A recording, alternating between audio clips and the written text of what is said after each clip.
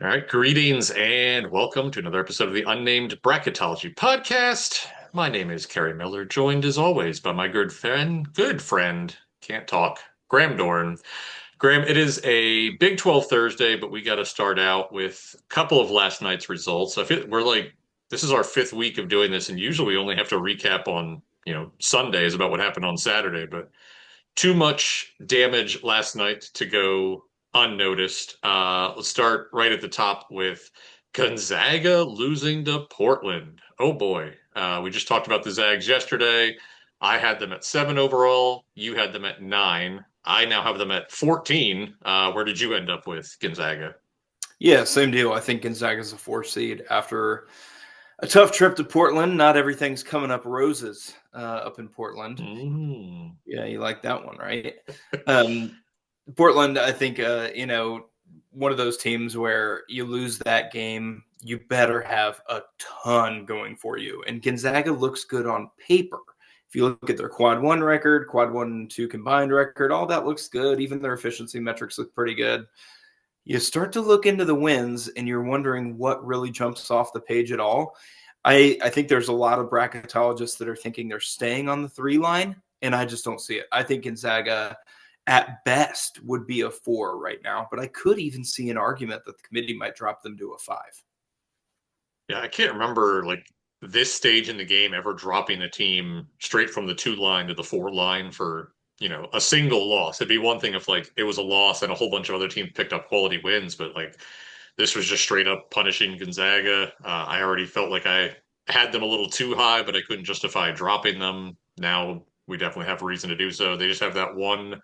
What was their best win? Alabama, probably. Yeah. Yeah, and they also At beat at Kentucky on the Kentucky. road. Yeah. But yeah, for this year with the 2 seeds and 3 seeds, like so many of them have a bunch of really nice wins, and Gonzaga just didn't have that. So we were already kind of skeptical about them. That knocks them out. Is Portland in your field now, or where did they end up? They're uh, back in crown contention. the crowd, yes. It is interesting that they lost in Portland. They're probably still going to end up in the Portland pod because who the heck else wants it?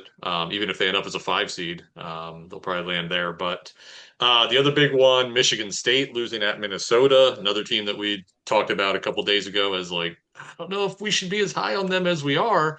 I dropped Michigan State from I think 11 to 15, so they are also right there with Gonzaga, barely hanging on to a protected seed status. Where do you have the Spartans now?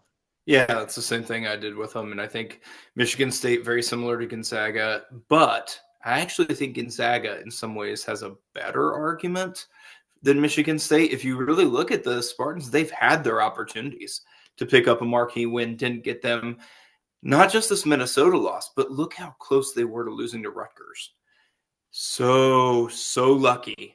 Honestly, if they called Jeremy Fears for a push in the back against Rutgers, we're talking about.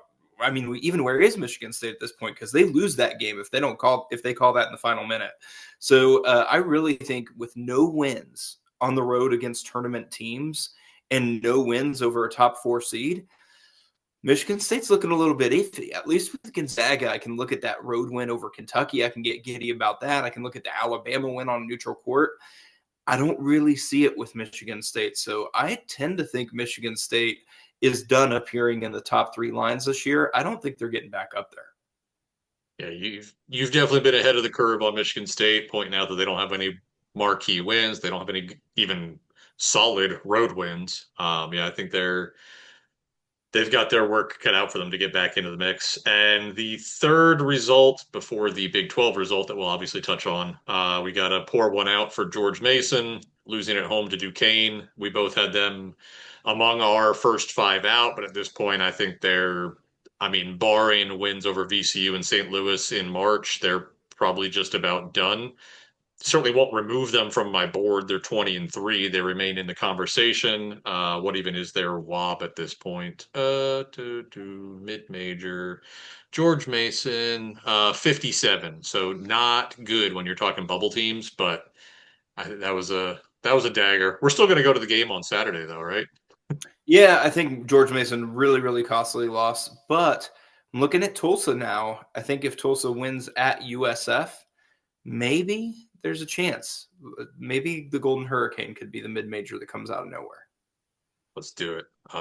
Any mid-major over these Ohio States and Indianas and Texases, I'm down for it. Let me pull up the spreadsheet, and I wanted to ask you a question on Arizona, just so we actually talk about Arizona at some point this season on our podcast. Um, how big is the cushion between them and I assume we both have Illinois at 5 overall. Like, would they have to drop 3 games to fall off the one line? And even if they fall from 1 to 4 overall, they're still going to be the West seed number 1 because nobody else wants that spot. So how how much would Arizona have to tank in order to not be the one in the West? Yeah, I think it probably would be losing 3 games, would be assuming Illinois wins the rest of their games to keep up. Right. That's Yeah. not an easy ask either. But if Arizona were to lose 3 games and they're sitting there with Illinois, I do think Illinois' quality, and I mean really quality road wins, would be enough just to throw out what Illinois has done on the road.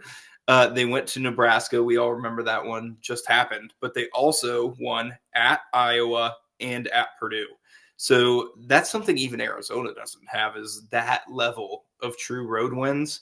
So I think if you're looking at 3-loss Illinois and 3-loss Arizona, I do think Illinois has the advantage there.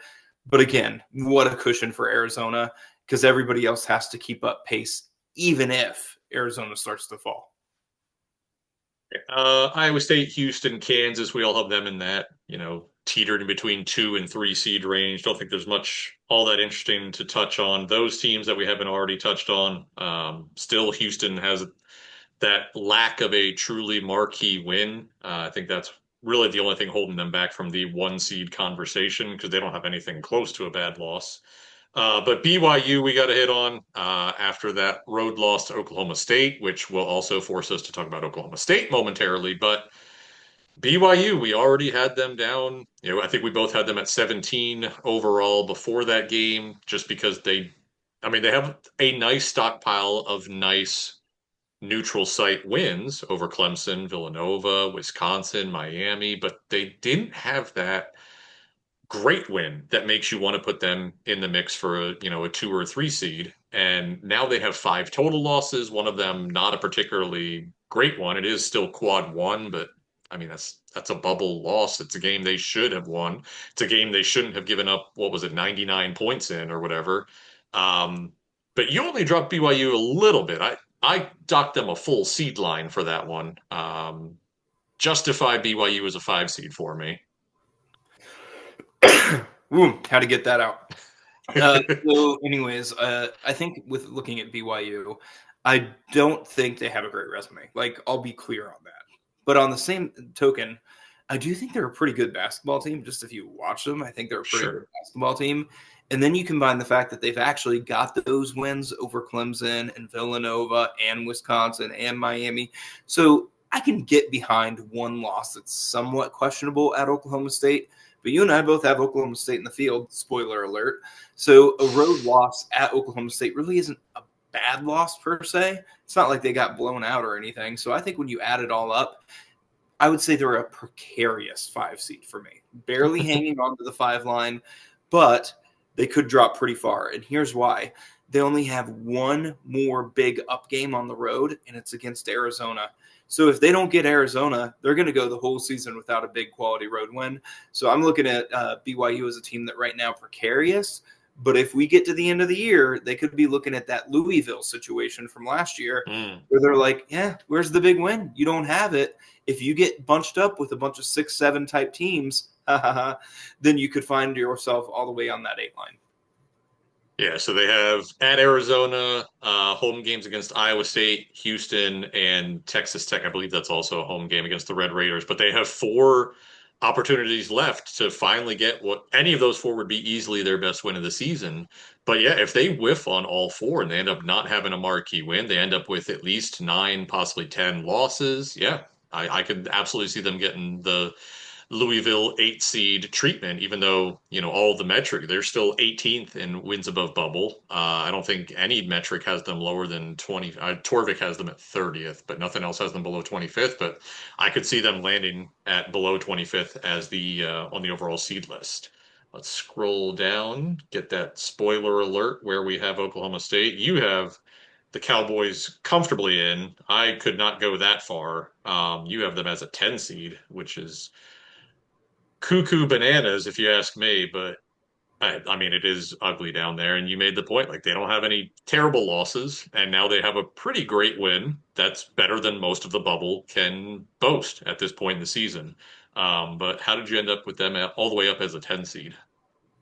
Yeah, well, I think when you look at Oklahoma State, as you mentioned, no real bad losses, but they do have 3 wins against the field, all at home, mind you. But those are single digit seeds that we're talking about. We're not talking about 3 wins against bubble teams. We're talking about 3 wins against teams very solidly in the field. So I think when you combine Oklahoma State having a winning record now at 7-6 against quads 1 and 2, plus 3 wins over teams that are solidly in the field, no bad losses. It says a lot more about the quality of the bubble than it does Oklahoma State's profile, but I feel like they're pretty comfortably in compared to the teams they're competing against. New Mexico, Santa Clara, UCLA. Like, I feel like when you add those teams to the equation, Oklahoma State just looks more solid. Yeah, I mean, I agree. I got them in. I mean, I feel like I'm just going to permanently have Santa Clara at like 69 and just, I mean, no number based joke there. They're just like kind of stuck there. I just keep finding reasons to not put Santa Clara in the field, but they are one of the most intriguing bubble teams. They just don't have that resume, and they have that god awful loss to Loyola Chicago, which, to your point, Oklahoma State does not. But yeah, it's tough sledding finding even comparable bubble teams right now. You had mentioned yesterday that Baylor is not dead, and I agree with you. But where do you think they actually are? Neither of us have. We don't seed that far down. And when we had Tony on, he was like, "I have Washington 13th out." I was like, "Oh, buddy, that's too much. We'll do the first four, and that's it." But how far out do you think Baylor is now after that rout of Colorado the other day? I guess last I, night. I would guess somewhere around 10 would be what I'm Yeah. thinking. To the point about Oklahoma State, one thing that Baylor does have is a true road win over a tournament team. As we know, not a lot of teams have that. San Diego State, another bubble team that they have a victory against. If you want to consider West Virginia a bubble team, which I think, they're a fringe bubble team, or we wouldn't have them on the left side of the sheet here. They got a true road win at West Virginia. So it's not like the wins are like terrible at this point. They don't have that marquee win. But what we saw with Indiana, one marquee win could all of a sudden change the entire profile in this bubble. If we were dealing with a stronger bubble, I think it would be a lot more work. But right now, yeah, I mean, if you look at that, if they go to Houston or to Iowa State, or they get that home win over Arizona, any of those wins, I think, would immediately put Baylor directly into the competition for a spot in the bracket. So Baylor, I do not think is dead. I thought they were pretty dead, and then they turned around and won at West Virginia, and then they picked up another quality win by just destroying Colorado. Not that beating Colorado counts for a whole lot. When you win that successfully and that dominantly, it actually does add a little bit of punch there. So I think Baylor, looking the last week or so like a team that might make a late run. Yeah, obviously the opportunities are before them. Have listed there as well. That in addition to those big three, they also play BYU, Louisville at UCF. I believe even the Louisville game would be a quad one. So I think they have 6 quad 1 games remaining, but they already have 9 losses. So they're going to need to just pick up wins for that sake. Because I don't think a 17-15 Baylor is going to get in when they really haven't gotten those upper echelon wins. Wins over San Diego State and Oklahoma State aren't that impressive. So I think they're still a good bit out, but in the conversation for sure.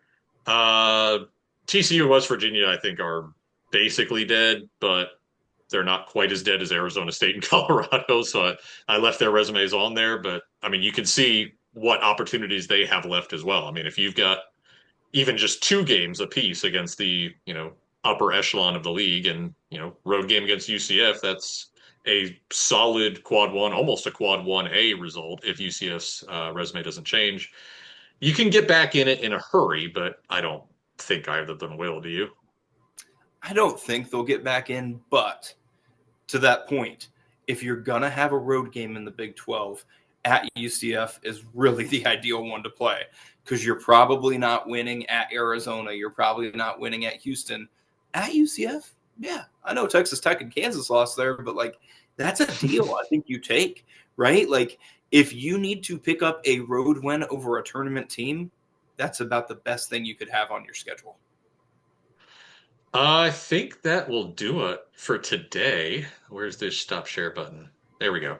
All right. Not a whole lot going on tonight. I think Ohio State's playing a bubble game as they always do. But aside from that, try to enjoy the hoops tonight and take care.